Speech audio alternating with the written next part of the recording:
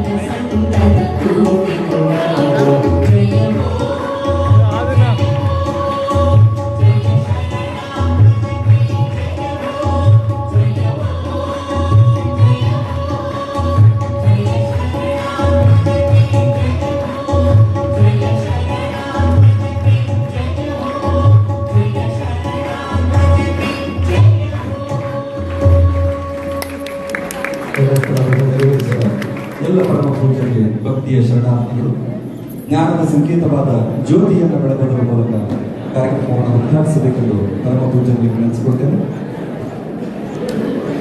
ಜ್ಞಾನದ ಬಲದಿಂದ ಅಜ್ಞಾನದ ಕೀಳು ನೋಡಯ್ಯ, ಜ್ಯೋತಿಯ ಬಲದಿಂದ ತಮತ್ತದ ಕೀಳು ನೋಡಯ್ಯ, ಸತ್ಯದ ಬಲದಿಂದ ಅಸತ್ಯದ ಕೀಳು ನೋಡಯ್ಯ, ಪುರುಷದ ಬಲದಿಂದ ಅವಲೋಹದ ಕೀಳು ನೋಡಯ್ಯ ಎಂಬಂತೆ ಜ್ಞಾನದ ಸಂಕೇತವಾಗಿರುವಂತಹ ಜ್ಯೋತಿಯನ್ನು ಬೆಳಗಿಸುವುದರ ಮೂಲಕ ಇಲ್ಲಿ ಸಂವಾದ ಕಾರ್ಯಕ್ರಮದಲ್ಲಿ ಉಪಸ್ಥಿತರಿರುವಂತಹ ಎಲ್ಲ ವಿದ್ಯಾರ್ಥಿಗಳಲ್ಲಿ ಜ್ಞಾನದ ದೀಪ ಬೆಳಗಲಿ ಎಂಬ ಸದಾಶಯದೊಂದಿಗೆ ವೇದಿಕೆ ಮೇಲಿರುವ ಜಗದ್ಗುರು ಮಹಾಸಿಂಹದೇವರು ಪರಮ ಪೂಜ್ಯರು ತಮ್ಮ ಲಿಂಗ ಹಸ್ತದಿಂದ ದೀಪ ಪ್ರಜ್ವಲನೆಯ ಮಾಡುವುದರ ಮೂಲಕ ಈ ಕಾರ್ಯಕ್ರಮವನ್ನು ಉದ್ಘಾಟಿಸಲಿದ್ದಾರೆ. ತಮ್ಮೆಲ್ಲರ ಜೋರಾದ ಚಪ್ಪಾಳೆಯ ಮೂಲಕ ಈ ಕಾರ್ಯಕ್ರಮ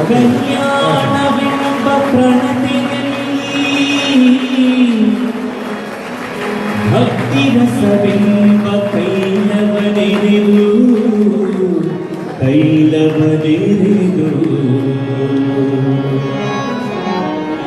ಕಲ್ಯಾಣವೆಂಬ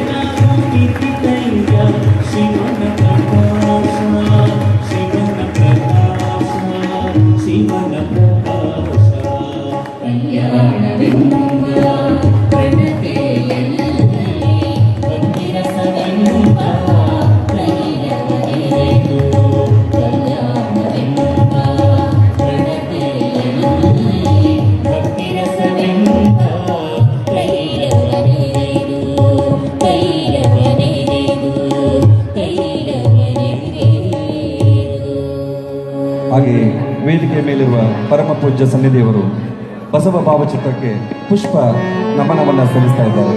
ಜೋರಾದ ಚಪ್ಪಾಳೆ ಬರಲಿ.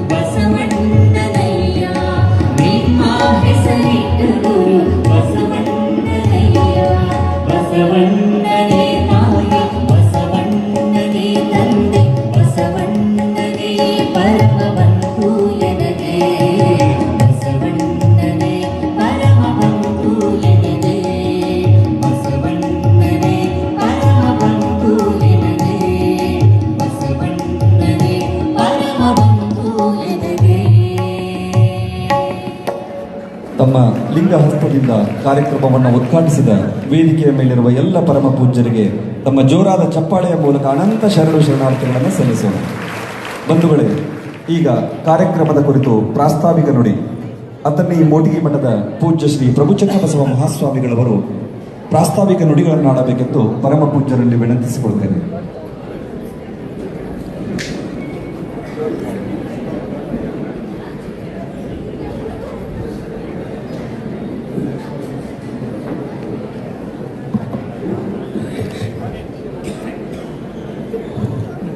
ಅಲ್ಲಲ್ಲಿ ವಿದ್ಯಾರ್ಥಿಗಳು ನಿಂತ್ಕೊಂಡಿದ್ದರೆ ಎಲ್ಲರಿಗೆ ಚೇರ್ ಅವಕಾಶ ಸಾಧ್ಯತೆ ಕಮ್ಮಿ ಆಗುತ್ತೆ. ಮಧ್ಯದಲ್ಲಿ ಕೂತ್ಕೊಳ್ಳೋ ವ್ಯವಸ್ಥೆ ಮಾಡಬೇಕು, ಒಂದನೇದು. ಎರಡನೇದು, ಈ ಎಡಭಾಗ ಮತ್ತು ಬಲಭಾಗದಲ್ಲಿ ಮಾತಾಡ್ತಾ ಇದ್ದೀರಿ ಶರಣರೇ, ಇನ್ನು ನಮ್ಮ ಕಾರ್ಯಕರ್ತರು ಮಾತಾಡಬಾರ್ದು, ದಯವಿಟ್ಟು ಯಾರೂ ಮಾತಾಡಬಾರ್ದು. ಈ ಬಾರಿ ಮುಂಭಾಗಕ್ಕೆ ಬರ್ರಿ. ವಿದ್ಯಾರ್ಥಿಗಳು ಅಲ್ಲಲ್ಲೇ ನಿಂತ್ಕೊಂಡಿದ್ರೆ ಮಧ್ಯ ಬಂದು ಕೂತ್ಕೋಬೇಕು.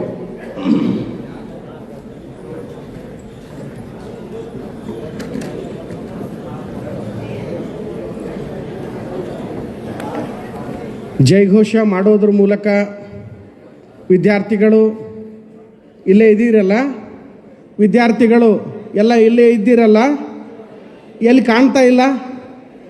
ಓ ಹೋ ಹೋ ಹೋ, ವಿಶ್ವಗುರು ಬಸವಣ್ಣನವರಿಗೆ ವಿದ್ಯಾರ್ಥಿಗಳು, ವಿಶ್ವಗುರು ಬಸವಣ್ಣನವರಿಗೆ, ಮಹಾಮಾನವತಾವಾದಿ ಬಸವಣ್ಣನವರಿಗೆ, ಶಿವಬಸವ ಶಿವಯೋಗಿಗಳವರಿಗೆ, ಹಾನಗಲ್ಲ ಗುರುಕುಮಾರ ಶಿವಯೋಗಿಗಳವರಿಗೆ, ಬಸವ ಸಂಸ್ಕೃತಿ ಅಭಿಯಾನಕ್ಕೆ, ಬಸವ ಸಂಸ್ಕೃತಿ ಅಭಿಯಾನಕ್ಕೆ, ಲಿಂಗಾಯತ ಮಠಾಧಿಪತಿಗಳ ಒಕ್ಕೂಟಕ್ಕೆ ಜಯವಾಗಲಿ, ಜಯವಾಗಲಿ, ಜಯವಾಗಲಿ.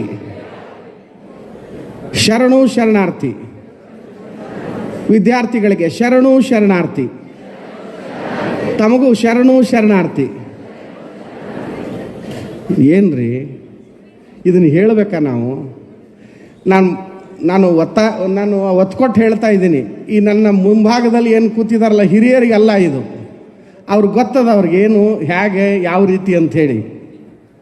ಅದಕ್ಕಾಗಿ ದಯವಿಟ್ಟು ಎಲ್ಲ ನನ್ನ ಆತ್ಮೀಯ ಬಂಧುಗಳು, ನೀವು ಇವತ್ತು ನಿಮಗಾಗಿ ಇರುವಂಥ, ಹಾಗೆ ಇದು ಮಹತ್ವಪೂರ್ಣವಾಗಿರುವಂಥ ಘಟ್ಟ ಇದು. ತಾವೆಲ್ಲ ಒಂದು ಸಲ ಮೊದಲಿಗೆ ವಚನ ಪಠಣ ಮಾಡೋಣ, ನಂತರದಲ್ಲಿ 2 ಮಾತುಗಳನ್ನು ಹೇಳ್ತೀನಿ, ಒಟ್ಟಿಗೆ ಸಂವಾದ ಮಾಡೋಣ. ಎಲ್ಲರೂ ಕೈಗಳನ್ನು ಹೀಗೆ ಜೋಡಿಸ್ರಿ. ಒಂದು ಪ್ರಶಾಂತತೆಯ, ಒಂದು ಧನ್ಯತೆಯ, ಒಂದು ಪವಿತ್ರವಾಗಿರುವಂಥ ಗುರು ಸಾನ್ನಿಧ್ಯದಲ್ಲಿ, ಗುರು ಬಸವಣ್ಣನವರ ಸಾನ್ನಿಧ್ಯದಲ್ಲಿ ನಾವಿದ್ದೀವಿ. ನಾನು ಹೇಳಿದಾಗೆ ತಾವೆಲ್ಲ ಹೇಳಬೇಕು. ದಯವಿಟ್ಟು ಅಲ್ಲಿ ಮಧ್ಯೆ ಮಾತಾಡಬಾರ್ದು, ನೇರವಾಗಿ ಕೂತ್ಕೋಬೇಕು. ವಿದ್ಯಾರ್ಥಿಗಳೇ, ಓಂ ಶ್ರೀ ಗುರು ಬಸವಲಿಂಗಾಯ ನಮಃ. ಜೋರಾಗಿ ಹೇಳಬೇಕು. ಓಂ ಶ್ರೀ ಗುರು ಬಸವಲಿಂಗಾಯ ನಮಃ.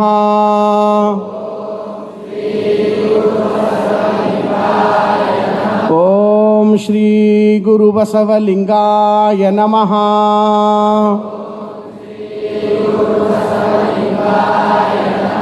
ಇವನಾರವ ಇವನಾರವ ಇವನಾರವನೆಂದೆನಿಸದಿರಯ್ಯ, ಇವನಮ್ಮವ ಇವನಮ್ಮವ ಇವನಮ್ಮವನೆಂದೆನಿಸಯ್ಯ. ಕೂಡಲ ಸಂಗಮ ದೇವ, ಇವ ನಿಮ್ಮ ಮಹಾಮನೆಯ ಮಗನೆಂದೆನಿಸಯ್ಯ. ಬಸವ ಓಂ ಶ್ರೀ ಗುರು ಬಸವಲಿಂಗಾಯ ನಮಃ. ಕಳಬೇಡ, ಕೊಲಬೇಡ, ಹುಸಿಯ ನುಡಿಯಲು ಬೇಡ, ಮುನಿಯಬೇಡ, ಅನ್ಯರಿಗೆ ಅಸಹ್ಯ ಪಡಬೇಡ, ತನ್ನ ಬಣ್ಣಿಸಬೇಡ, ಇದಿರು ಹಳಿಯಲು ಬೇಡ, ಇದೇ ಅಂತರಂಗ ಶುದ್ಧಿ, ಇದೇ ಬಹಿರಂಗ ಶುದ್ಧಿ, ಇದೇ ನಮ್ಮ ಕೂಡಲ ಸಂಗಮ ದೇವರ ಒಲಿಸುವ ಪರೇ, ಒಲಿಸುವ ಪರೇ, ಒಲಿಸುವ ಪರೇ. ಜಯ ಗುರು ಬಸವೇಶ ಹರ ಹರ ಮಹಾದೇವ. बोलो भारत माता की, बोलो भारत माता की, बोलो भारत माता की. वंदे कई कई वंदे वंदे वंदे. ಶರಣು ಶರಣಾರ್ಥಿ. ಪವಿತ್ರವಾದ ಪುಣ್ಯಮಯವಾದ ಅಪೂರ್ವ ಈ ಮಹಾ ಮುಂಜಾವಿನ ವಿದ್ಯಾರ್ಥಿಗಳೊಂದಿಗೆ ಸಂವಾದದ ಕಾರ್ಯಕ್ರಮದ ಸಾನ್ನಿಧ್ಯವನ್ನು ದಯಪಾಲಿಸಿದ ಕನ್ನಡ ನಾಡಿನ ನಮ್ಮೆಲ್ಲ ಪರಮ ಪೂಜ್ಯ ಮಹಾಸ್ವಾಮೀಜಿಯವರು, ಗದುಗಿನ ಜಗದ್ಗುರುಗಳು, ಭಾಲ್ಕಿ ಅಪ್ಪ ಅವರು, ಸಾಣೆಹಳ್ಳಿಯ ಪೂಜ್ಯರು, ಗಂಗಾ ಮಾತಾಜಿಯವರನ್ನು ಮೊದಲು ಮಾಡಿಕೊಂಡು ಎಲ್ಲ ಪರಮ ಪೂಜ್ಯರ ಸನ್ನಿಧಾನಕ್ಕೆ ಶರಣಾರ್ಥಿಗಳನ್ನು ಹೇಳಿ, ಈ ಸಂವಾದ ಕಾರ್ಯಕ್ರಮದಲ್ಲಿ ಸಮಾವೇಶಗೊಂಡ ಎಲ್ಲ ಪೂಜನೀಯ ಶರಣ ಬಂಧುಗಳಲ್ಲಿ, ಶರಣೀಯರಲ್ಲಿ, ನಾಡಿನ ಮೂಲೆ ಮೂಲೆಯಿಂದ ಆಗಮಿಸಿದ ಸಮಸ್ತ ಎಲ್ಲ ನನ್ನ ವಿದ್ಯಾರ್ಥಿ ಸಮೂಹದಲ್ಲಿ ತಮ್ಮೆಲ್ಲರಲ್ಲಿ ಶರಣು ಶರಣಾರ್ಥಿಗಳು. ಇಷ್ಟೇ ನೋಡ್ರಿ ಆಗಬೇಕಾಗಿದ್ದು, ಇಷ್ಟೇ ಮೊದಲೇದ್ದು. ನಾವು ದಯವಿಟ್ಟು ಅಲ್ಲಿ ವಿದ್ಯಾರ್ಥಿಗಳು ಬರಾಕತ್ತಾರ, ನಮ್ಮ ಕಾರ್ಯಕರ್ತರು ಹೆಚ್ಚು ಅವಕಾಶ ಮಾಡಿಕೊಡ್ರಿ. ಮಧ್ಯ ಮುಂದೆ ಎಲ್ಲ ಸಾಳ ಇದೆಯೋ ಅಲ್ಲಿ ಕೂತ್ಕೊಳ್ಳಿ. ಇವತ್ತು ಏನಾಗಿದೆ ನಮ್ಮ ಪರಿಸ್ಥಿತಿ ಅಂದರೆ, ನಮ್ಮ ಉಪದೇಶ, ನಮ್ಮ ಪ್ರವಚನ, ನಮ್ಮ ಗೀತೆಗಳು, ನಮ್ಮ ವಚನಗಳು, ನಮ್ಮ ಭಾಷ್ಯಗಳು, ನಮ್ಮ ಪುರಾಣ ಪ್ರವಚನಗಳು, ನಮ್ಮ ಆದೇಶಗಳು, ನಮ್ಮ ಉಪದೇಶಗಳು ಯಾರಿಗೆ ಸೀಮಿತ? ಹಿರಿಯರಿಗೆ ಸೀಮಿತ, ದೊಡ್ಡವ್ರಿಗೆ ಸೀಮಿತ. ಇವ್ರು ಕಲಿಬೇಕು, ಇವರ ಕೇಳಬೇಕು, ಇವರ ಕೇಳಬೇಕು, ಇವರ ಕೇಳಬೇಕು ಅಂತ ನಾವು ಭಾವಿಸ್ಕೊಂಡು, ಏನು ನಮ್ಮ ಹಿರಿಯರದಾರ 50 ದಾಟಿದವ್ರು ಏನು ಹಿರಿಯರಂತ ಕರಿತೀವಿ ನಾವು.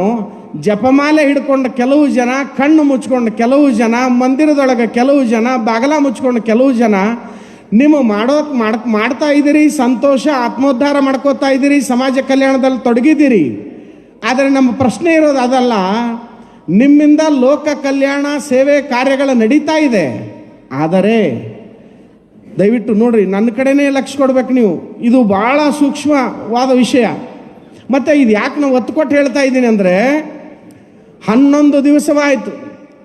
ತಾಯಿ ಆ ಕಡೆ ನೋಡಬೇಡ್ರಿ, 11 ದಿವಸವಾಯಿತು ನಾವು ಎಲ್ಲ ಮಹಾಸ್ವಾಮೀಜಿಯವರು ಕನ್ನಡ ನಾಡಿನ ಮೂಲೆ ಮೂಲೆಗೆ, ಬಸವನ ಬಾಗೇವಾಡಿ, ಬೀದರಿಂದ ಶುರು ಮಾಡಿ ಕಲಬುರಗಿಯಿಂದ ಯಾದಗಿರಿ, ರಾಯಚೂರು, ಬಳ್ಳಾರಿ, ವಿಜಯನಗರ, ಗದಗ, ಕೊಪ್ಪಳ ಇದೆಲ್ಲ ಮುಗಿಸ್ಕೊಂಡು, ನಿನ್ನೆ ಬಾಗಲಕೋಟೆ ಮುಗಿಸ್ಕೊಂಡು, ಇಷ್ಟು ಪರಿಶ್ರಮ ವಹಿಸಿ ಹಗಲು 12 ತಾಸು ಒಂದು ಕ್ಷಣ ನಿದ್ರೆ ನೀರಡಿಕೆ ಇಲ್ಲದೆ ಹಂಬಲಿಸಿ ಯಾರಿಗಾಗಿ ನಮ್ಮ ಸ್ವಾಮೀಜಿಯವರು ದುಡಿತಾ ಇದ್ದಾರೆ ಅಂದರೆ, ಭವಿಷ್ಯತ್ತಿನ ಭಾರತವನ್ನು ಕಟ್ಟುವಂತ ನಮ್ಮ ಮಕ್ಕಳ ಅಭ್ಯುದಯಕ್ಕಾಗಿ ಕಾರ್ಯಕ್ರಮ. ನನ್ನ ದೇಶ, ನನ್ನ ಜನ, ನನ್ನ ಮಾನ ಪ್ರಾಣ ಘನ ತೀರಿಸುವೆನು ಇದರ ಋಣ.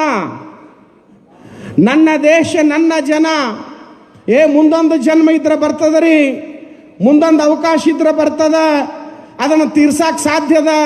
ನಾವು ಹರಕೆ ಹೊತ್ತೀವ್ರಿ, ನಾವು ದೇವರಿಗೆ ಬೇಡ್ಕೊಂಡಿವ್ರಿ, ನಾವು ಗಂಗವ್ವ ಗೌರವಿಗೆ ಬೇಡ್ಕೊಂಡಿವ್ರಿ, ನಮ್ಮ ಕುಲದೇವರಿಗೆ ಬರ್ಕೊಂಡಿವ್ರಿ ಅಂದ್ರೆ ಮುಂದೆ ಯಾವ ಜನ್ಮದಾಗ ನೀವು ಹುಟ್ಟಿ ಅಂತ ಗೊತ್ತಿಲ್ಲ ನನ್ನ ಕಂದ.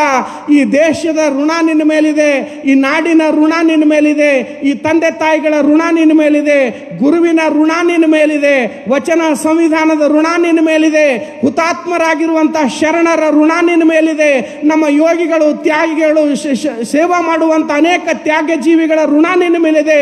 ಆ ಋಣವನ್ನು ತೀರಿಸೋದಕ್ಕಾಗಿ ನೀನು ಇಂಜಿನಿಯರ್ ಆದರೆ, ಡಾಕ್ಟರ್ ಆದರೆ, ಸಾಫ್ಟ್ವೇರ್ ಕಂಪನಿಯ ಮುಖ್ಯಸ್ಥ ಆದರೆ, ಉದ್ಯಮ ಆದರೆ ಬಹಳ ನಮಗೆ ಯಾರಿಗೂ ಸಂತೋಷ ಇಲ್ಲ.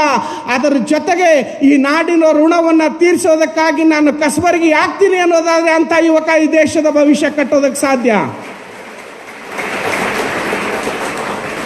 ಎಷ್ಟು ಜನ ರೀ ಸಾಫ್ಟ್ವೇರ್ ಕಂಪನಿಯವರು, ಎಷ್ಟು ಜನ ರೀ ಇಂಜಿನಿಯರ್ಗಳು, ಎಷ್ಟು ಜನ ರೀ ಡಾಕ್ಟರ್ಸ್ಗಳು?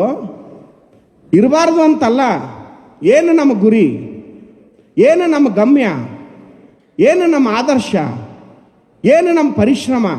ನಾನು ಯುವಕರಿಗೆ ಮಾತಾಡ್ತಾ ಇದ್ದೀನಿ ಈ ಮಾತು ಅಲ್ರಿ.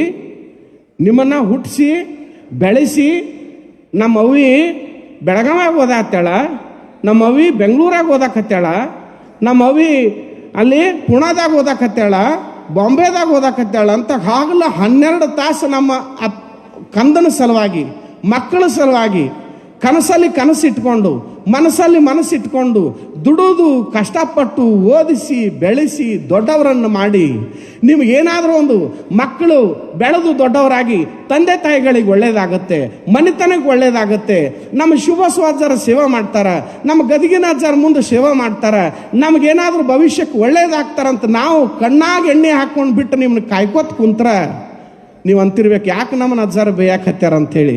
ದಯವಿಟ್ಟು ನಿಮ್ಮನ್ನು ನಾನು ಬೇಯ್ತಾ ಇಲ್ಲ. ದಯವಿಟ್ಟು ನಾನು ಬೆಳಗಾವಿಯ ವಿದ್ಯಾರ್ಥಿ ಸಮೂಹದ ಕುರಿತು ಮಾತಾಡ್ತಾ ಇಲ್ಲ, ದೇಶದ ಭವಿಷ್ಯದ ಕುರಿತು ನೋವಿನಿಂದ ಮಾತಾಡ್ತೀನಿ. ಹಗಲ 12 ತಾಸು ಭಾಳ ಮುದ್ದು ಮಾಡಿ ಬೆಳೆಸಿ ದೊಡ್ಡವರು ಮಾಡಿದ ಮೇಲೆ ನಿಮ್ಮಿಂದ ಬಂದ ನಮಗೆ ಫಲ ಏನು? ನಿಮ್ಮಿಂದ ಬಂದ ನಮಗೆ ಒಂದು ಇದನ್ನೇನು ಕೊಡುಗೆ ಏನು? ನಿಮ್ಮಿಂದ ಸಿಕ್ಕ ಫಲಶ್ರುತಿ ಏನು? ನೀವು ಸುಖವಾಗಿ ಕುಂತ್ರಿ, ನೀವು ಆರಾಮಾಗಿದ್ದೀರಿ. ನಮ್ಮ ತಂದೆ ತಾಯಿಗಳು ನನ್ನ ಕಡೆ ಲಕ್ಷ ಕೊಡ್ರಿ. ನಮ್ಮ ತಂದೆ ತಾಯಿಗಳು ಹಳ್ಳ್ಯಾಗ ಕುಂತಾರ, ನಮ್ಮ ತಂದೆ ತಾಯಿಗಳು ಕಣ್ಣಿಟ್ಟು ನಿಮ್ಮನ್ನು ನೋಡ್ಕೋತ ಕುಂತಾರ.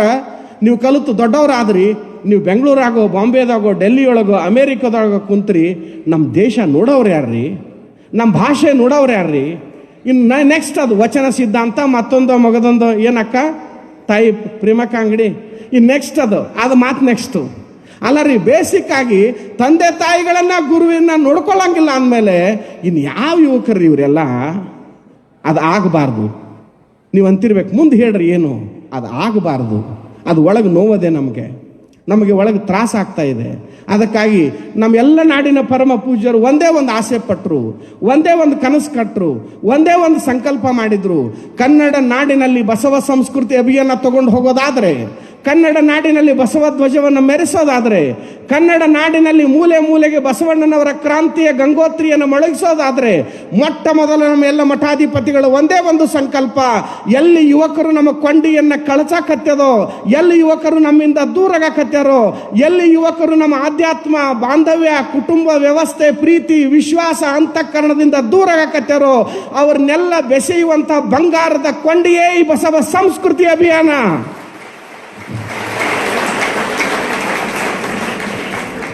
ನಮ್ಮ ದೊಡ್ಡ ಸ್ಥಿತಿಗಾಗಿ ಕಾರ್ಯಕ್ರಮ ಅಲ್ಲ, ನಮ್ಮ ಯಾವ ಮಠಗಳ ಧ್ವಜವನ್ನು ಮೇಲೆ ಹಾರಿ ಆಗಬೇಕು ಅನ್ನೋ ಕಾರಣಕ್ಕಾಗಿ ಕಾರ್ಯಕ್ರಮ ಅಲ್ಲ.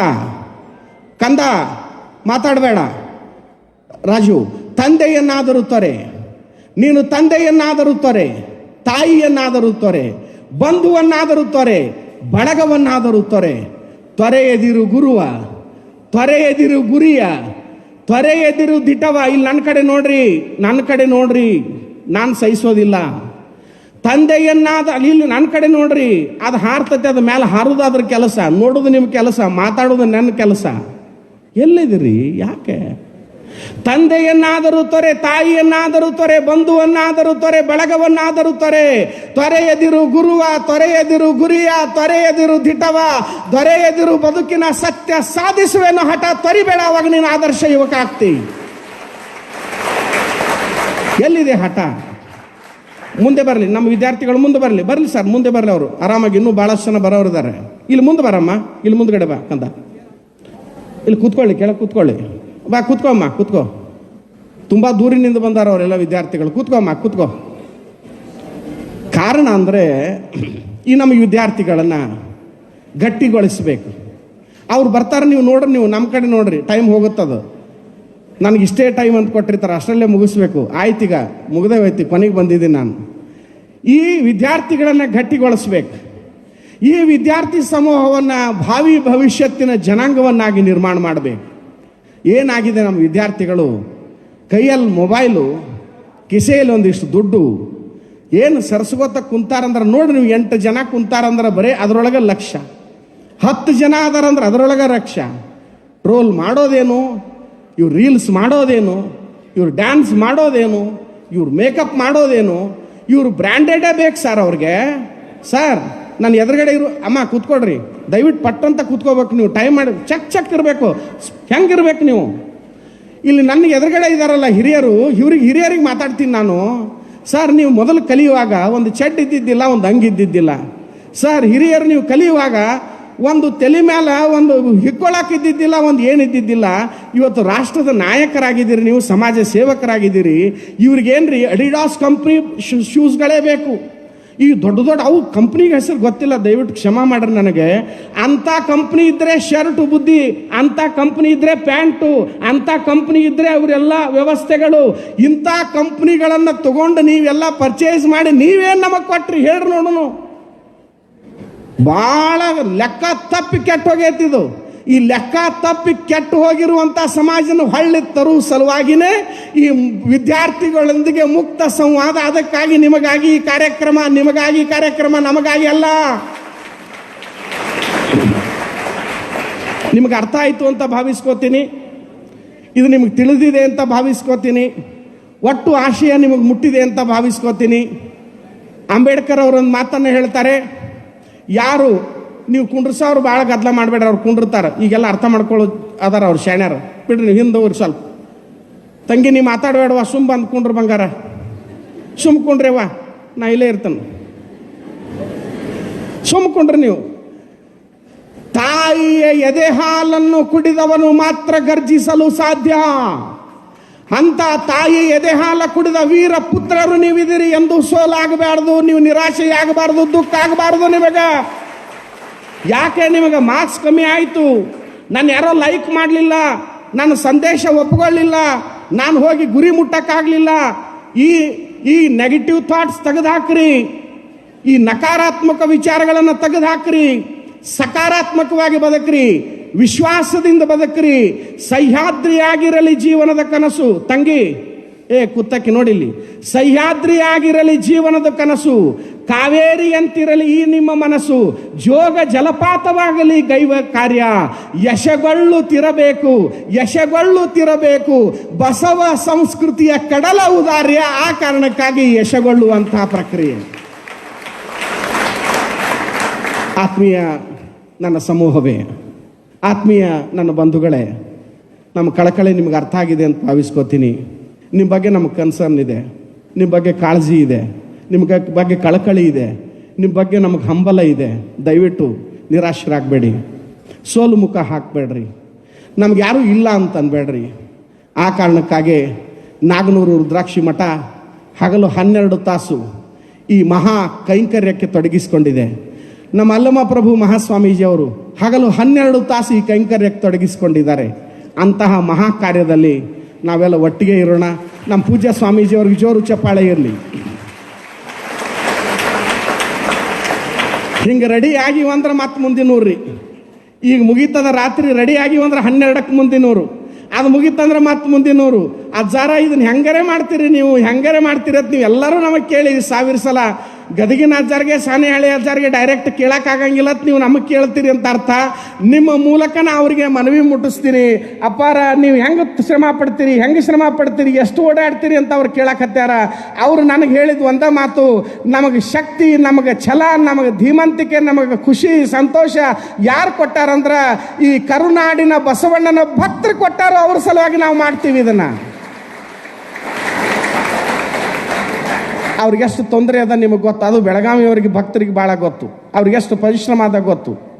ರಾತ್ರಿ 12ಕ್ಕೆ ಬರ್ತಾರೆ, ಮತ್ತು ಮುಂಜಾನೆ 8 ಗಂಟೆಗೆ ಮತ್ತೊಂದು ಊರಿಗೆ ತಯಾರಾಗ್ತಾರೆ, ಅದೇ ಊರಿಂದ ಅಲ್ಲಿಗೆ. ಇರಲಿ, ಇದೆಲ್ಲ ಸುಮ್ಮನೆ ಒಂದಿಷ್ಟು ಪ್ರಾಸ್ತಾವಿಕ ಮಾತುಗಳು ನಿಮಗಿರಲಿ ಅಂತ ಗಮನಕ್ಕೆ ಕೊಟ್ಟು, ಇದು ಮುಂಜಾನೆಯ ವೇದಿಕೆ, ವಿದ್ಯಾರ್ಥಿಗಳೊಂದಿಗೆ ಮುಕ್ತ ಸಂವಾದ. ಏನು ಸ್ವಾಮೀಜಿ ಇದು ಮುಕ್ತ ಸಂವಾದ ಅಂದರೆ ಏನಿದು ವಿಷಯ?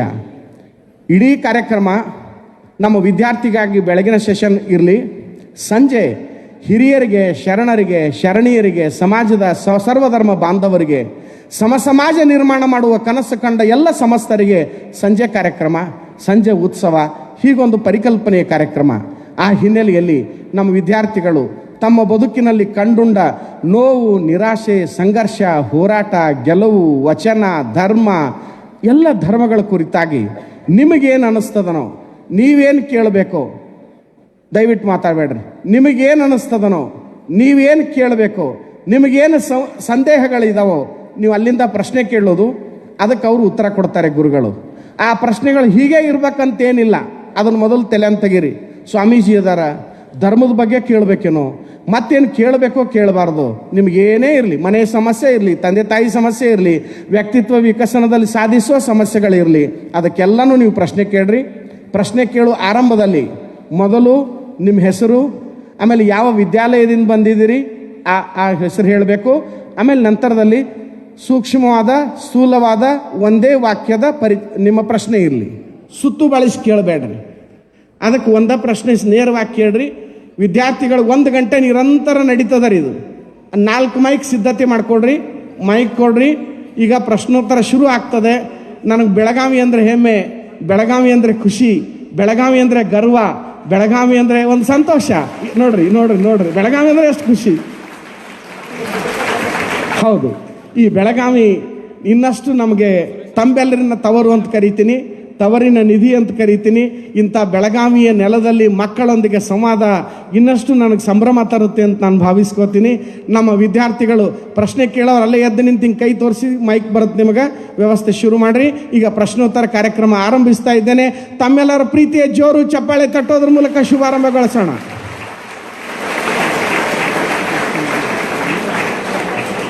ಒಂದು ಸೂಚನೆ ಇದೆ ನಿಮಗೆ. ಮೊದಲು ವಿದ್ಯಾರ್ಥಿಗಳಿಗೆ ಮಾತ್ರ ಅವಕಾಶ, 45 ನಿಮಿಷ ಈ 1 ಗಂಟೆ ನಡೆಯುತ್ತೆ ವಿದ್ಯಾರ್ಥಿಗಳಿಗೆ. ಕೊನೆಗೆ ಹಿರಿಯರಿಗೆ ಒಂದು ನೋಡೋಣ, ಸಮಯ ಅವಕಾಶ ನೋಡ್ಕೊಂಡು ಅನುಕೂಲ ಮಾಡ್ತೀವಿ. ಈಗ ಶುರು ಮಾಡ್ರಿ. ಮತ್ತೆ ಭಯ ಪಡೋದು ಬೇಡ, ಹ್ಯಾಕೆ ಕೇಳೋದು, ಏನು ಕೇಳೋದು. ಆಮೇಲೆ ನೀವು ಕೈ ಮಾಡ್ರಿ. ಮೈಕ್ ರೆಡಿ ಇದ್ದಾವೆ, ಪ್ರಶ್ನೆ ಕೇಳೋರು ಅಲ್ಲಿ ಕೊಡ್ರಿ. ನಿಂತ್ಕೊಂಡು ಸ್ಟಾರ್ಟ್ ಮಾಡಮ್ಮ. ಏನು ನಿಂತ್ಕೊಮ್ಮ, ನಿನ್ನ ಹೆಸರು.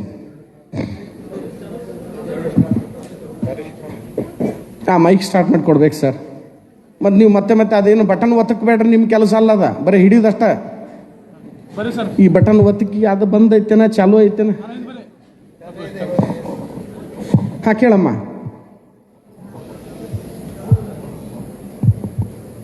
ಸ್ವಲ್ಪ ಸೌಂಡ್ ಕೊಡ್ರಿ ರಜೆ.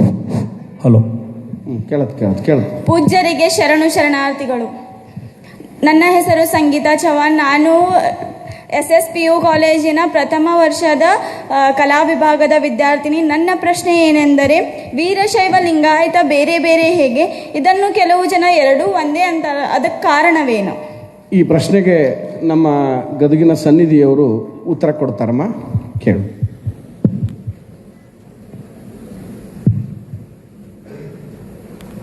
ಮೊದಲನೇ ಪ್ರಶ್ನೆ ನಮ್ಮ ಲಿಂಗಾಯತ ಧರ್ಮಕ್ಕೆ ಸಂಬಂಧಪಟ್ಟಿರುವಂಥದ್ದು. ಆ ಮಗು ಆ ವಿಷಯದಲ್ಲಿ ತಿಳುವಳಿಕೆಯನ್ನು ಪಡೀಬೇಕು ಅನ್ನುವಂಥ ಒಂದು ಉದ್ದೇಶದಿಂದ ಕೇಳಿರುವಂಥ ಪ್ರಶ್ನೆ. ನಮ್ಮ ದೇಶದಲ್ಲಿ ಬಹಳಷ್ಟು ಧರ್ಮಗಳಿದಾವೆ.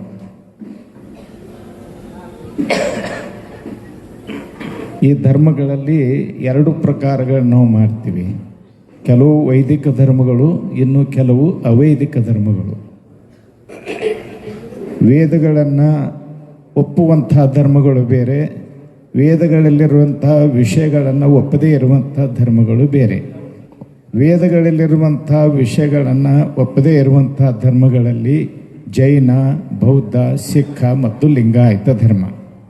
ಈ ಲಿಂಗಾಯತ ಧರ್ಮವನ್ನು 12ನೇ ಶತಮಾನದಲ್ಲಿ ಬಸವಣ್ಣನವರು ಸ್ಥಾಪಿಸಿರುವಂಥದ್ದು. ಇನ್ನು ವೈದಿಕ ಧರ್ಮಗಳಲ್ಲಿ ಶೈವ, ವೈಷ್ಣವ ಪಂಥಗಳು ಇರೋದನ್ನು ನಾವೆಲ್ಲ ನೋಡ್ತೀವಿ. ಆ ಶೈವದ ಶಾಖೆ ವೀರಶೈವ. 12ನೇ ಶತಮಾನದಲ್ಲಿ ಬಸವಣ್ಣನವರು ಲಿಂಗಾಯತ ಧರ್ಮವನ್ನು ಸ್ಥಾಪಿಸಿದ ಮೇಲೆ ಬೇರೆ ಬೇರೆ ಧರ್ಮದ ಜನ ಬಂದು ಇದರಲ್ಲೆಲ್ಲ ಈ ಧರ್ಮದ ಪ್ರಭಾವಕ್ಕೊಳಗಾಗಿ ಈ ಧರ್ಮವನ್ನು ಸ್ವೀಕರಿಸಿರುವಂಥದ್ದು ಇತಿಹಾಸದಲ್ಲಿ ನಾವು ತಿಳಿದುಕೊಳ್ಳುವಂತಹ ವಿಷಯ.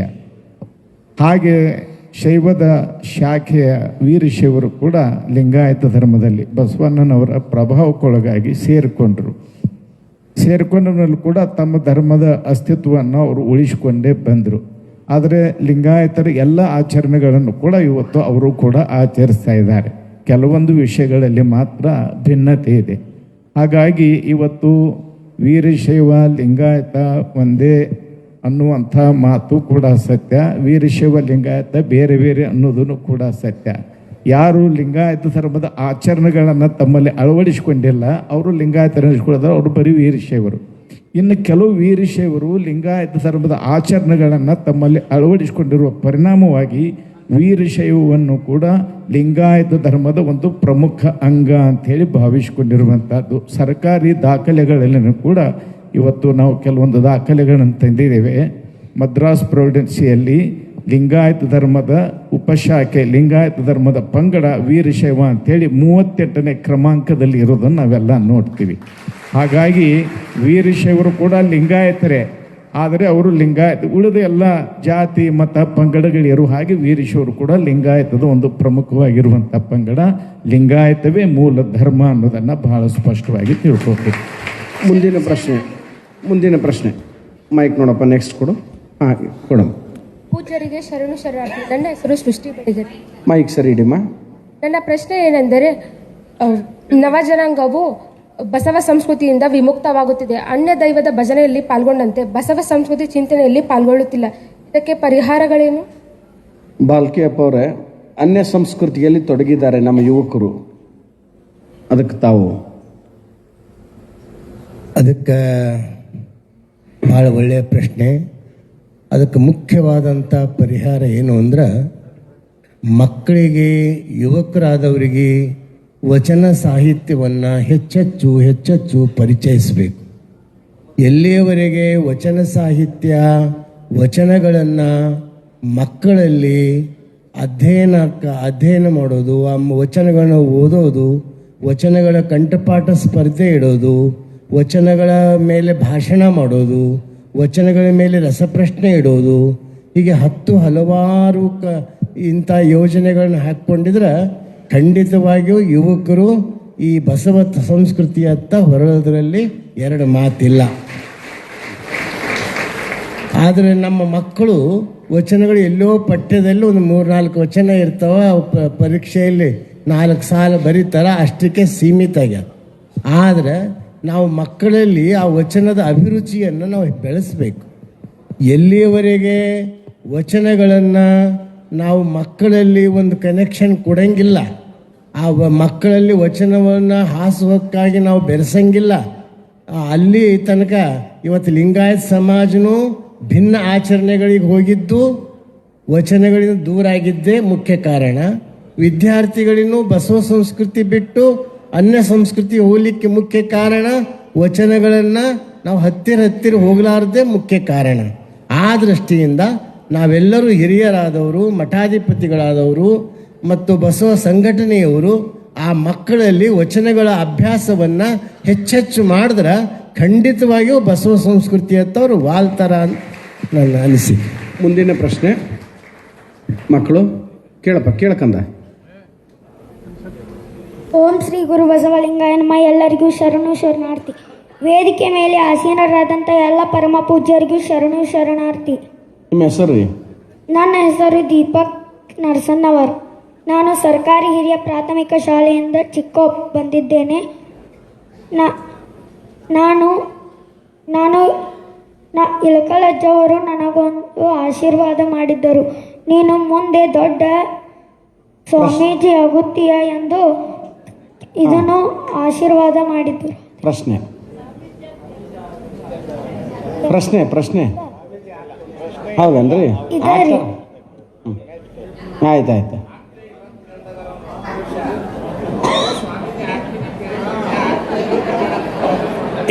ಈಗ ನಿನ್ನ ಪ್ರಶ್ನೆ ಎಲ್ಲಕ್ಕಿಂತ ನಂಬರ್ 1 ಪ್ರಶ್ನೆ ಅದ. ಭಾಳ ಖುಷಿಯಿಂದ ನಾವೆಲ್ಲರೂ ಸ್ವಾಗತ ಮಾಡಬೇಕು. ಮದುವೆ ಆಗ್ತೀನಿ ಅನ್ನೋದು ಲಕ್ಷ ಲಕ್ಷ ಜನರ ಸ್ವಾಮೀಜಿ ಆಗ್ತಾ ಅನ್ನೋದು ಯುವಕರಲ್ಲಿ ನೀನು ಮೊಟ್ಟ ಮೊದಲು ಕಂಡು ಬಂದಿತ್ತು. ನಾವು ಇಷ್ಟು ಜಿಲ್ಲೆಗಳಲ್ಲಿ ಸುತ್ತಾಡಿದರೂ ಸ್ವಾಮೀಜಿ ನಾವು ಈಗ ಸುಮಾರು 12 ಜಿಲ್ಲೆಯನ್ನು ಪ್ರವಾಸ ಮಾಡಿ ಬಂದ್ರೂ ಈ ಪ್ರಶ್ನೆ ಯಾವ ಜಿಲ್ಲೆಯಲ್ಲೂ ಬಂದಿಲ್ಲ. ಬೆಳಗಾವಿ ಜಿಲ್ಲೆಯಲ್ಲಿ ಬಂದಿದೆ. ಆ ದೃಷ್ಟಿಯಿಂದ ನೀನು ಸ್ವಾಮೀಜಿ ಆಗು.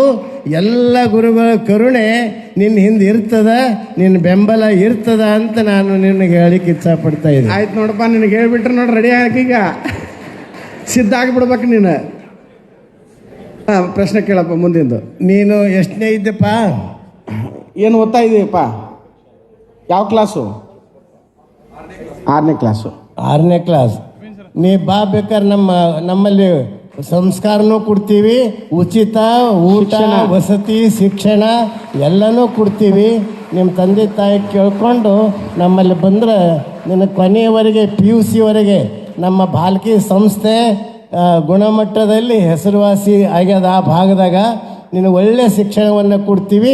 ಜೊತೆಗೆ ಸ್ವಾಮಿ ಆಗ್ಲಿಕ್ಕೆ ಏನೇನು ಸಂಸ್ಕಾರ ಬೇಕು ಅದನ್ನು ನಾವು ಕೊಡ್ತೀವಿ. ಹೌದೌದು, ಭಾಗ್ಯದ ಬಾಗಿಲ ತೆರೀತಪ್ಪಿ ನಿಂದು ಇವತ್ತು. ಹಾಂ, ಮುಂದಿನ ಪ್ರಶ್ನೆ. ನನ್ನ ಹೆಸರು ಸೃಷ್ಟಿ. ಇಲ್ಲಿ ಮುಂದೆ ಬರಮ್ಮ, ಅವ್ರಿಗೆ ಕಾಣ್ಬೇಕು ಗುರುಗಳಿಗೆ. ಸ್ವಲ್ಪ ಮುಂದೆ ಬಾ. ಹಾಂ, ಕೇಳಿಗ. ನನ್ನ ಹೆಸರು ಸೃಷ್ಟಿ ಅಂಗಡಿ. ನಾನು ಮೊದಲನೇದಾಗಿ ವೇದಿಕೆಯ ಮೇಲೆ ಆಸೀನರಾಗಿರುವ ಎಲ್ಲ ಪೂಜ್ಯರಿಗೆ ಶರಣು ಶರಣಾರ್ಥಿಗಳು. ನನ್ನ ಹೆಸರು ಸೃಷ್ಟಿ ಅಂಗಡಿ. ನಾನು SSPU ಕಾಲೇಜಿನ ವಾಣಿಜ್ಯ ವಿಭಾಗದ ವಿದ್ಯಾರ್ಥಿನಿ. ನನ್ನ ಪ್ರಶ್ನೆ ಏನಂದರೆ, ಈ ಹಿಂದೆ ಹಾವನೂರು ಆಯೋಗ ಮತ್ತು ವೆಂಕಟಸ್ವಾಮಿ ಆಯೋಗಗಳು ಬಂದು ಲಿಂಗಾಯತ ಧರ್ಮವನ್ನು ಛಿದ್ರ ಮಾಡಿದ್ವು. ಇದರಿಂದ ಲಿಂಗಾಯತ ಧರ್ಮದ ಉಪಪಂಗಡಗಳು ಮೀಸಲಾತಿ ಸಲುವಾಗಿ ತಮ್ಮ ನಡುವಿನ ಹೋರಾಟ ಮಾಡುವಂಥ ಪರಿಸ್ಥಿತಿ ಬಂದೈತ್ರಿ. ಹಾಗಾಗಿ ಇನ್ನು ಮುಂದೆ ಬರೋವಂಥ ಜಾತಿ ಗಣತಿ ಕಾಲಮ್ನಲ್ಲಿ ನಾವು ಏನಂತ ನೋಂದಾಯಿಸ್ಬೇಕ್ರಿ? ಶಾನೇಳಿ ಅಜ್ಜ ಅವ್ರು ಹೇಳ್ತಾರೆ. ಅವರು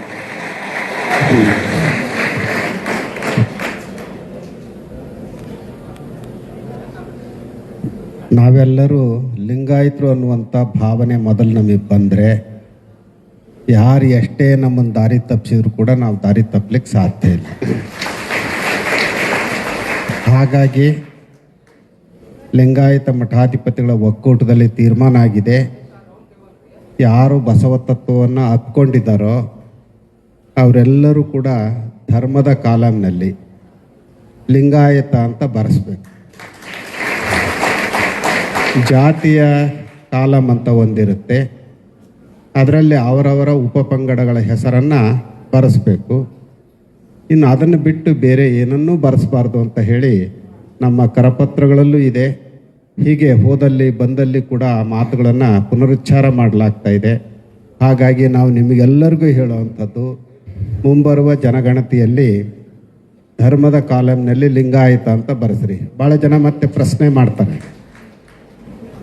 ಅಲ್ಲಿ ಲಿಂಗಾಯತ ಅಂತ ಧರ್ಮನೇ ಇಲ್ಲವಲ್ಲ, ಏನು ಮಾಡೋದು ಅಂತ. ಅದಕ್ಕೆ ಅಲ್ಲಿ ಇತರೆ ಅಂತ ಒಂದು ಕಾಲಮ್ ಇದೆ. 11ನೇ ಕ್ರಮಾಂಕದಲ್ಲಿ ಇತರೆ ಅಂತ ಇದೆ. ಆ ಇತರೆ ಅನ್ನುವಲ್ಲಿ ಲಿಂಗಾಯತ ಅಂತ ಸ್ಪಷ್ಟವಾಗಿ ನೀವು ನಮೂದಿಸ್ಬೇಕು. ಅವ್ರು ಏನು ಬರ್ಕೊಳ್ತಾರೆ ಅನ್ನೋದನ್ನು ನೀವು ನೋಡಬೇಕು. ಕೆಲವು ಸಾರಿ ಅವ್ರು ಏನೋ ಬರೆದು ನೀವು ಹೇಳಿದ್ದೆ ಬರೆದು ಬಿಟ್ಟಿದ್ದೀವಿ ಅಂತ ಹೇಳ್ಬೋದು. ನೀವು ಸ್ಪಷ್ಟವಾಗಿ ಅದರಲ್ಲಿ ನೋಡಿ ಲಿಂಗಾಯತ ಅಂತ ಬರೆದಿದ್ರೆ ಮಾತ್ರ ಒಪ್ಪಿಗೆಯನ್ನು ಕೊಡಬೇಕು. ಇನ್ನು ಜಾತಿ ಕಾಲಂನಲ್ಲಿ ನಿಮ್ಮ ಉಪಪಂಗಡಗಳು ಯಾವುದವೋ ಅವುಗಳನ್ನು ನೀವು ಬರೆಸ್ರಿ. ಆಯಿತು, ಮುಂದಿನ ಪ್ರಶ್ನೆ ಕೇಳ್ರಿ. ಹಾಂ, ಹಿಂದ್ಗಡೆ ಕೇಳಪ್ಪ, ನೀವು ಕೇಳ್ತೀರಿ? ಹಾಂ, ಕೇಳ. ಎಲ್ಲರಿಗೂ ಶರಣಾರ್ಥಿಗಳು. ನನ್ನ ಹೆಸರು ಯೋಗೇಶ್ ಹನಗಂಡಿ. ನಾನು ವಿದ್ಯಾರ್ಥಿ ಪ್ರಸಾದ ನಿಲಯ ಮಾರುತಿಗಲ್ಲಿ ಬೆಳಗಾವಿಯಿಂದ ಬಂದಿದ್ದೇನೆ. ಬಸವ ಸಂಸ್ಕೃತಿಯಲ್ಲಿ ಅಂತರ್ಜಾತಿ ವಿವಾಹವನ್ನು ಒಪ್ಪುತ್ತೀರಾ ಅಥವಾ ಇಲ್ಲವೇ ಎಂಬ ಪ್ರಶ್ನೆ ನನ್ನಲ್ಲಿದೆ. ನಿಜಗುಣಾನಂದ ಸ್ವಾಮೀಜಿಯವರು ಉತ್ತರ ಕೊಡಬೇಕು. ನೋಡ್ರಿ, ನೀವಂದ್ರೆ ಹೆಂಗೆ ನಗ್ತಾರೆ ನೋಡ್ರಿ. ಯಾಕೆ ನಗ್ತಾರ ಅದು ನೀವು ಕೊಡ್ತಾರ. ಅಂತರ್ಜಾತಿ ಹೇಳ್ತಾರ ಅವರು. ಒಂದು ಪ್ರಶ್ನೆ ಇದು. ಜಾತಿ ಇರೋದು ಎರಡೇ, ಒಂದು ಹೆಣ್ಣು ಒಂದು ಗಂಡು, ಇಷ್ಟೇ ಜಾತಿ ಇರೋದು. ಅಂತರ್ಜಾತಿ ಅಂತ ಒಂದಿಲ್ಲ. ಅಂತರ ಜಾತಿ ಅನ್ನೋದು ಒಂದಿಲ್ಲ. ಜಾತಿ ಇರೋದು ಒಂದು ಹೆಣ್ಣು ಒಂದು ಗಂಡು. ನಮ್ಮ ಧರ್ಮದಲ್ಲಿ ಯಾರು ಲಿಂಗವನ್ನು ಕಟ್ಟಿಕೊಳ್ತಾರೆ, ಯಾವ ಸಮುದಾಯದವರು ಸಹ ಲಿಂಗ ಕಟ್ಟಿಕೊಂಡ್ರು ಸಹ ಆ ಸಮುದಾಯದವರು ಯಾರು ಬೇಕಾದರೂ ಮದುವೆ ಆಗಬಹುದು ಅನ್ನತಕ್ಕಂಥದ್ದು ಬಸವಣ್ಣನವರ 12ನೇ ಶತಮಾನದ ಶಾಸನ. ಜಾತಿ ಒಳಗಡೆ ಅಂತರ್ಜಾತಿ ಅಂತಿಲ್ಲ. ಏನು ಮಾಡ್ತೀರಿ ನೀವು ಹುಡುಗರು? ಲವ್ ಮಾಡಿಬಿಡ್ತೀರಿ. ಮೊಹಬ್ಬತ್ ಹೋತಾ ಹೈ, ತೆರೆ ಮೇರೆ ಬೀಚ್ ಮೇ ಕೈಸಾ ಹೈ ಅಂತ. ಈ ಲವ್ ಮಾಡಿದ ಮೇಲೆ ಧರ್ಮ ಏನು ಹೇಳ್ತದಂತ ನೀವು ಕೇಳ್ತೀರಿ. ನಿಮ್ಮ ಲವ್ಗೂ ಧರ್ಮಕ್ಕೂ ಸಂಬಂಧ ಇಲ್ಲ. ಧರ್ಮ ಯಾವತ್ತೂ ಸಹ ಒಂದು ಕಾನ್ಸ್ಟಿಟ್ಯೂಷನ್ ಎಲ್ಲರಿಗೂ ಗೌರವನ ಕೊಟ್ಟಿರ್ತದೆ. ಅಂತರ್ಜಾತಿ ಅನ್ನತಕ್ಕಂಥದ್ದು ಇಲ್ಲ ಅನ್ನೋದನ್ನು ಗಮನಿಸಬೇಕು. ಆಯ್ತು, ತಮಗೆ ಉತ್ತರ ಸಿಕ್ಕಿದೆ ಅಂತ ಭಾವಿಸ್ಕೋತೀವಿ. ಮಧ್ಯ ಎದ್ದಿದ್ರಲ್ಲ, ಕೇಳಮ್ಮ. ಶರಣು ಶರಣಾರ್ಥಿ ಗುರುಗಳೇ, ನಾನು ಪ್ರಥಮ ವರ್ಷದ ಪ್ರಶಿಕ್ಷಣಾರ್ಥಿ ಪ್ರಿಯಾಂಕಾ ಸುರೇಶ್ ವಗ್ಗರ್. ನಾನು ಚಂದ್ರಗಿರಿ ಮಹಿಳಾ ವಿದ್ಯಾಲಯದ ವಿದ್ಯಾರ್ಥಿನಿ. ನನ್ನ ಪ್ರಶ್ನೆ, ಪ್ರಸ್ತುತ AI ಕೃತಕ ಬುದ್ಧಿಮತ್ತೆ ಯುಗದಲ್ಲಿ ಮಕ್ಕಳ ಮನಸ್ಸಿನಲ್ಲಿ ಯಾವ ರೀತಿ ಆಧ್ಯಾತ್ಮಿಕ ಮೌಲ್ಯವನ್ನು ಬೆಳೆಸಬೇಕು ಮತ್ತು ಸಾಹಿತ್ಯದ ಪ್ರಜ್ಞೆಯನ್ನು ಯಾವ ರೀತಿ ಮೂಡಿಸಬೇಕು? ಇದಕ್ಕೆ ನಿಮ್ಮ ಸಲಹೆ ಗುರುಗಳೇ. AI ಬಗ್ಗೆ ಕೇಳ್ತಾ ಇದ್ದಾರೆ. ಆಧುನಿಕ ತಂತ್ರಜ್ಞಾನದಲ್ಲಿ ಇವತ್ತು ನಮ್ಮ ಶೇಗುಣಶ್ರೀ ಸ್ವಾಮೀಜಿಯವರು ಬರ್ರಿ, ಮುಂದೆ ಬರ್ರಿ, ಬೇಗ ಬರ್ರಿ, ಈ ಕಡೆ ಬರ್ರಿ. ಶೇಗುಣಶ್ರೀ ಮಹಾಂತ ಸ್ವಾಮೀಜಿಯವರು ಅದಕ್ಕೆ ಉತ್ತರ ಕೊಡ್ತಾರೆ. ಅಲ್ಲಿ ಬರ್ರಿ, ಅಲ್ಲಿ ಹಾಂ, ಸ್ವಲ್ಪ ಹಾಂ. ಈಗ ಇಡೀ ಜಗತ್ತಿನಲ್ಲಿ ಬಹಳ ದೊಡ್ಡ ಪ್ರಮಾಣದಲ್ಲಿ ಸಂಚಲನವನ್ನು ಉಂಟು ಮಾಡಿರುವಂಥದ್ದು ಯಾವುದು ಅಂದರೆ ಈ AI ಅಂತ ನಾವು ಮಾತಾಡ್ತೀವಿ. ಈಗ ಬಿಲ್ ಗೇಟ್ಸ್ ಅವರು ಕೂಡ ಇದ್ರ ಬಗ್ಗೆ ಮಾತಾಡ್ತಾರೆ, ಬೆಜೋಸ್ ಅವರು ಇದ್ರ ಬಗ್ಗೆ ಮಾತಾಡ್ತಾರೆ, ಇವತ್ತು ನಮ್ಮ ಭಾರತ ದೇಶದ ಅಜಿಮ್ ಪ್ರೇಮ್ಜಿ ಅವರು ಇದ್ರ ಬಗ್ಗೆ ಮಾತಾಡ್ತಾರೆ. ಒಂದು ಮಾತನ್ನು ಬಹಳ ಸ್ಪಷ್ಟವಾಗಿ ನಾವು ನೆನಪಿನಲ್ಲಿ ಇಟ್ಕೊಳ್ಬೇಕು, AI ಅನ್ನುವಂಥದ್ದು ಒಂದು ತಂತ್ರಾಂಶ. ಹಾಗಂದ ಮಾತ್ರಕ್ಕೆ ಒಂದು ಗೊಂಬೆಯಿಂದ ನಾವು ಲಿಂಗ ದೀಕ್ಷೆಯನ್ನು ತೆಗೆದುಕೊಳ್ಳೋದಕ್ಕೆ ಆಗೋದಿಲ್ಲ.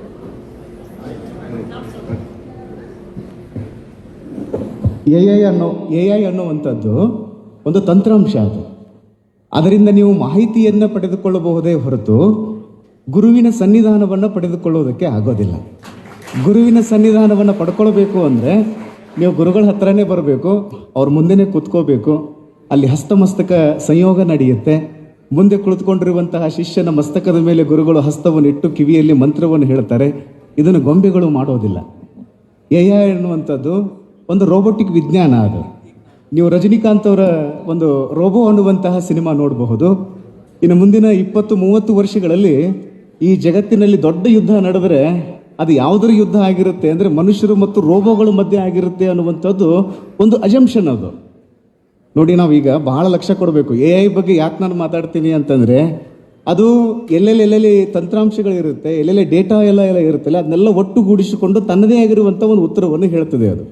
ಈಗ ಬಿಲ್ ಗೇಟ್ಸ್ ಅವರು ಒಂದು ಸ್ಟೇಟ್ಮೆಂಟ್ ಮಾಡಿದರು, ಇನ್ನೊಂದು 20 ವರ್ಷಕ್ಕೆ ಡಾಕ್ಟರ್ಗಳ ಅವಶ್ಯಕತೆ ಇಲ್ಲ ಅಂತೇಳಿ, ಇನ್ನೊಂದು 20 ವರ್ಷಕ್ಕೆ ಇಂಜಿನಿಯರ್ಗಳ ಅವಶ್ಯಕತೆ ಇಲ್ಲ ಅಂತೇಳಿ. ನಾನು ಇಲ್ಲಿರುವಂಥ ಎಲ್ಲ ವಿದ್ಯಾರ್ಥಿಗಳಿಗೆ ನಾನು ಅದನ್ನೇ ಹೇಳೋದು, ಕ್ರಿಯೇಟಿವಿಟಿ ಅನ್ನುವಂಥದ್ದು ಬಹಳ ಮುಖ್ಯ ಆಗುತ್ತೆ. ಈ ಸಮಾಜ, ಈ ಜಗತ್ತು ಯಾವುದಕ್ಕೆ ಹಸಿದುಕೊಂಡು ಕುಳಿತುಕೊಂಡದ ಅನ್ನುವಂಥದ್ರ ಬಗ್ಗೆ ತಾವು ಚಿಂತನೆಯನ್ನು ಮಾಡಬೇಕು. ಆ ಕ್ರಿಯೇಟಿವಿಟಿಯನ್ನು ಇಟ್ಕೊಳ್ಬೇಕು. ಈ ಆಧ್ಯಾತ್ಮಿಕವಾಗಿರುವಂತಹ ಪ್ರಕ್ರಿಯೆಯನ್ನು ನೀವು ಆಧ್ಯಾತ್ಮಿಕವಾಗಿ ಬಹಳ ಔನ್ನತ್ಯವನ್ನು ಸಾಧಿಸಬೇಕಾಗಿತ್ತು ಅಂದರೆ ಅದು ನೀವು ಗುರುಗಳ ಹತ್ರನೇ ಬರಬೇಕು, ಅಲ್ಲಿ ದೀಕ್ಷೆಯನ್ನೇ ಪಡೆದುಕೊಳ್ಬೇಕು. ಅವರ ಸನ್ನಿಧಾನ ಇದೆ ನೋಡಿ. ನಾನು ಅದನ್ನೇ ಹೇಳೋ, ಇಲ್ಲಿ ನಾವು 100 ಗೊಂಬೆಗಳನ್ನು ಕೂಡಿಸ್ಕೊಂಡು ನಾವು ಇಲ್ಲಿ ಚಿಂತನೆಯನ್ನು ಮಾಡ್ತೀವಿ ಅಂದರೆ ಉತ್ತರ ಹೇಳ್ಬೋದು. ಆದರೆ ಈ ಜಗದ್ಗುರು ಮಹಾಸನ್ನಿಧಿಯವರು ಎಲ್ಲ ಪರಮ ಪೂಜ್ಯರ ಆ ಒಂದು ಪಾವನ ಸನ್ನಿಧಾನ ಅನ್ನುವಂಥದ್ದು ಏನೈತಲ್ಲ, ಅದು ಒಬ್ಬ ವ್ಯಕ್ತಿ ಇದ್ದಾಗ, ಜೀವಂತ ಇದ್ದಾಗ ಅವರಲ್ಲಿರುವಂತಹ ಒಂದು ಔರಾ ಅಂತ ನಾವು ಮಾತಾಡ್ತೀವಿ. ಔರಾ ಅಂದರೆ ಏನು? ಒಂದು ಪ್ರಭಾವಳಿ. ಅದು ಒಬ್ಬ ಗುರುವಿನ ಸನ್ನಿಧಾನ. ಅದು ಬಸವಣ್ಣನವರ ಔರಾ ಎಲ್ಲಿವರೆಗೂ ಹೋಗಿತ್ತು ಅಂದರೆ ಕಾಶ್ಮೀರದ ಕಲ್ಯಾಣದವರೆಗೂ ಹೋಗಿತ್ತು, ತಮಿಳುನಾಡಿನವರೆಗೂ ಹೋಗಿತ್ತು. ಈಗ ಒಂದು ಔರಾ ಅಂತ ನಾವು ಯಾಕೆ ಮಾತಾಡ್ತೀವಿ ಅಂದರೆ, ಒಬ್ಬ ಪರ್ಸನ್ ಇದ್ದಾಗ ಮಾತ್ರ ಒಂದು ಔರಾ ಅನ್ನುವಂಥದ್ದು ಅದು ಕ್ರಿಯೇಟ್ ಆಗುತ್ತೆ. ಹೀಗಾಗಿ ಆಧ್ಯಾತ್ಮಿಕವಾಗಿ ನೀವು ಮಾಹಿತಿಯನ್ನು ಪಡ್ಕೊಳ್ಬಹುದು, ಆದರೆ ದೀಕ್ಷೆಯನ್ನು ಪಡೆದುಕೊಳ್ಳುವಂಥ ಸಂದರ್ಭ ಬಂತು ಅಂತಂದರೆ ನೀವು ಗುರುಗಳ ಹತ್ರನೇ ಬರಬೇಕು, ಅವರ ಸನ್ನಿಧಾನದಲ್ಲಿನೇ ಇರಬೇಕು, ದೀಕ್ಷೆಯನ್ನು ಪಡ್ಕೊಳ್ಬೇಕು. ಮುಂದಿನ ಪ್ರಶ್ನೆ ಕೇಳ್ರಿ. ಮೈಕ್ ಕೊಡ್ರಿ. ಇಲ್ಲಿ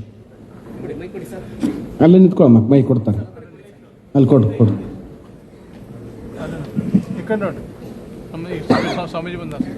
ನನ್ನ ಹೆಸರು ಐಶ್ವರ್ಯ ವಿಠಲ್ ಗೊರಬಾಳ್.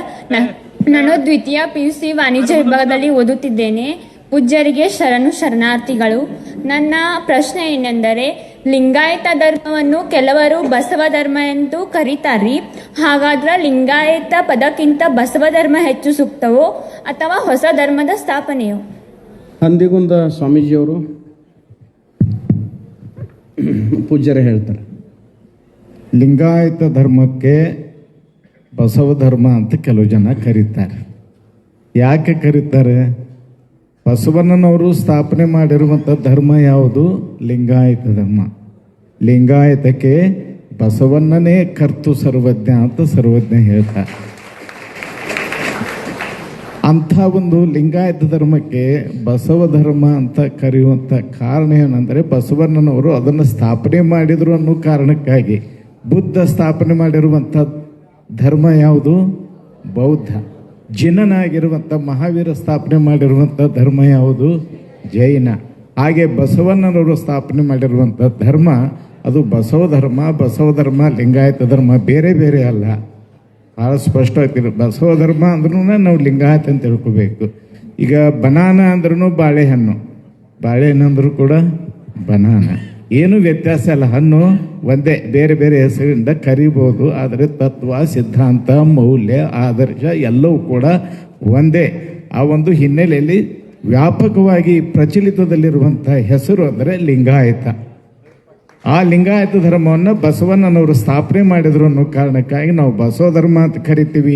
ಶರಣರೆಲ್ಲರೂ ಕೂಡಿ ಆ ಧರ್ಮಕ್ಕೆ ಪ್ರಚಾರ ಕೊಟ್ಟರು ಅನ್ನೋ ಕಾರಣಕ್ಕಾಗಿ ಶರಣ ಧರ್ಮ ಅಂತಲೂ ಕೂಡ ಕರಿತೀವಿ. ಕೇವಲ ಬಸವ ಧರ್ಮ ಅಲ್ಲ, ಆದರೆ ಇರೋದು ಒಂದೇ ಧರ್ಮ, ಅದು ಲಿಂಗಾಯತ ಧರ್ಮ. ಮುಂದಿನ ಪ್ರಶ್ನೆ ಕೇಳಮ್ಮ. ಓಂ ಶ್ರೀ ಗುರು ಬಸವಲಿಂಗಾಯ ನಮಃ. ವೇದಿಕೆ ಮೇಲೆ ಆಸೀನರಾದಂತಹ